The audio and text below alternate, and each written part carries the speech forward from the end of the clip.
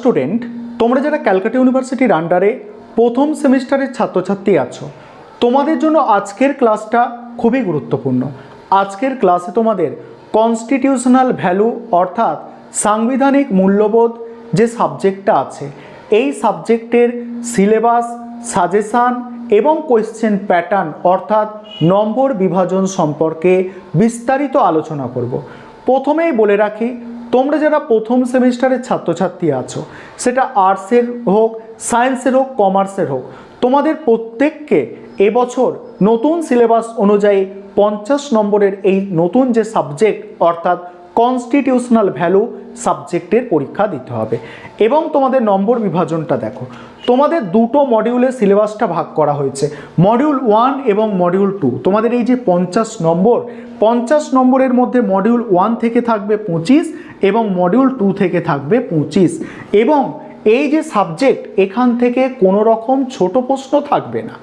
এখানে মডিউল 1 থেকে একটা বড় প্রশ্ন 25 নম্বরের প্রশ্ন এবং মডিউল 2 থেকে একটা 25 নম্বরের প্রশ্নের অ্যান্সার পরীক্ষায় করতে হবে।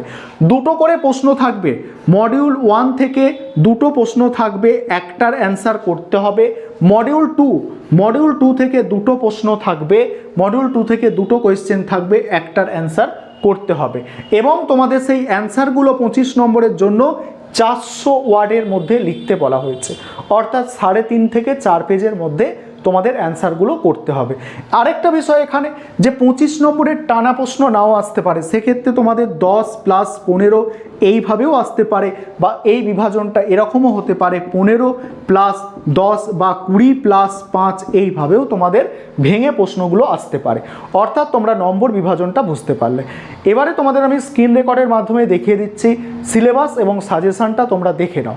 আরেকটা বিষয় এখানে বলার আছে, যে তোমাদের জন্য অনলাইন কোচিং ক্লাস আমাদের চলছে। তোমরা যারা অ্যাডমিশান নিতে চাইছো, এই নম্বরে যোগাযোগ করে অ্যাডমিশান নিতে পারো, বা তোমরা যারা নোটস অর্থাৎ স্টাডি মেটেরিয়াল সংগ্রহ করতে চাইছো, তোমরা এই নম্বরে যোগাযোগ করে 400 টাকা পে করে তোমরা কিন্তু সম্পূর্ণ স্টাডি মেটেরিয়াল সংগ্রহ করতে পারো।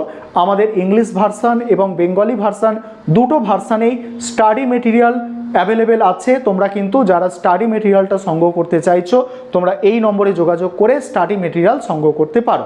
চলো আজকে তোমরা সিলেবাস এবং সাজেশনটা দেখে নাও, আর এখানে যে প্রশ্নগুলো আছে এগুলো তোমরা তৈরি করে যাও। অবশ্যই তোমরা এখান থেকে কমন পাবে, 100% এখান থেকে কমন পেয়ে যাবে।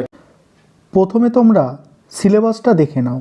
তোমাদের দুটো মডিউলে সিলেবাসটা ভাগ করা হয়েছে। মডিউল 1-এ তোমাদের দেখো মোট 3টে অধ্যায় আছে। প্রথম যে অধ্যায়, সেটার নাম হচ্ছে ভারতের সংবিধান এবং সংবিধানবাদ অর্থাৎ the constitution of India and কনস্টিটিউশনালিজম। তারপরে আছে সাংবিধানিক মূল্যবোধ অর্থাৎ কনস্টিটিউশনাল ভ্যালুস, জাস্টিস মানে হচ্ছে ন্যায়, লিবার্টি মানে স্বাধীনতা, ইকুয়ালিটি এবং ফ্র্যাটার্নিটি অর্থাৎ সাম্য। তারপর দেখো 2 নম্বর যে অধ্যায়, মৌলিক অধিকার অর্থাৎ ফান্ডামেন্টাল রাইট, তারপরে রুল অফ ল অর্থাৎ আইনের শাসন, তারপরে সেপারেশন অফ পাওয়ার অর্থাৎ ক্ষমতার বন্টন। 3 নম্বর অধ্যায় হচ্ছে সভেরেন্টি অর্থাৎ সার্বভৌমিকতা, সোশ্যালিজম মানে হচ্ছে সমাজতান্ত্রিক, সেকুলারিজম মানে ধর্মনিরপেক্ষ, ডেমোক্রেসি মানে গণতান্ত্রিক, রিপাবলিক মানে প্রজাতন্ত্র। মডিউল 2-তেও 3টে অধ্যায় তোমাদের পড়তে হবে। সেখানে প্রথম যে অধ্যায় মডিউল 2-এর ফান্ডামেন্টাল ডিউটিস অর্থাৎ মৌলিক কর্তব্য, তার উত্থান, মূল এবং তাৎপর্য।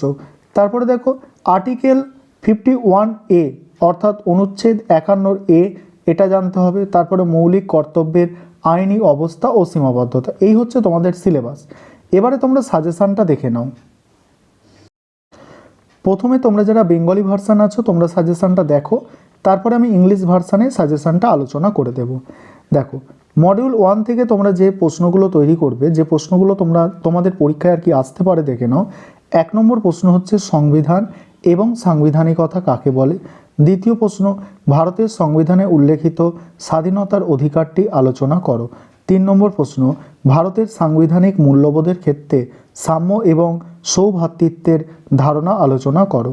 4 নম্বর প্রশ্ন, ভারতের সাংবিধানিক মূল্যবোধের ক্ষেত্রে ন্যায় বিচার ও স্বাধীনতার ধারণাটি আলোচনা করো। 5 নম্বর প্রশ্ন, সংবিধানে উল্লেখিত সাম্যের অধিকার আলোচনা করো। 6 নম্বর প্রশ্ন, ভারতের সংবিধানের বৈশিষ্ট্যগুলি লেখো। 7 নম্বর প্রশ্ন, ভারতের সংবিধান প্রস্তাবনার গুরুত্ব লেখো। 8 নম্বর প্রশ্ন, আইনের অনুশাসন কাকে বলে, এর মূল নীতিগুলি আলোচনা করো। 9 নম্বর প্রশ্ন, ভারতের সংবিধানে উল্লেখিত মৌলিক অধিকারগুলি লেখো।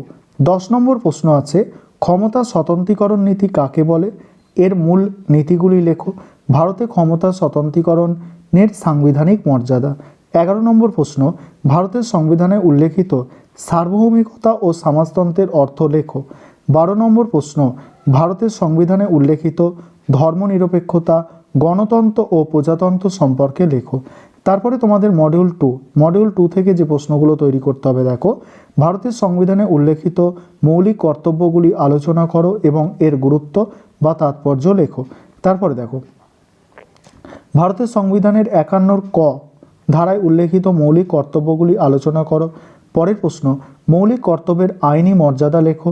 তারপরের প্রশ্ন, মৌলিক কর্তব্যের সীমাবদ্ধতাগুলি লেখো। এই হচ্ছে তোমাদের সাজেশান। এবার তোমরা যারা ইংলিশ ভার্সানের স্টুডেন্ট আছো, তোমরা সাজেশানটা দেখো। এবার তোমরা যারা ইংলিশ ভার্সানের স্টুডেন্ট আছো, তোমরা সাজেশানটা দেখে নাও। প্রথম যে মডিউল আছে, অর্থাৎ মডিউল 1 থেকে টোটাল প্রশ্ন আছে 12টা টোটাল প্রশ্ন আছে মডিউল 1 থেকে। মডিউল 2 থেকে প্রশ্ন আছে, দেখো, মডিউল 2 থেকে টোটাল প্রশ্ন আছে 4টে। এই প্রশ্নগুলো তোমরা রেডি করো, অবশ্যই তোমরা পরীক্ষায় কমন পাবে।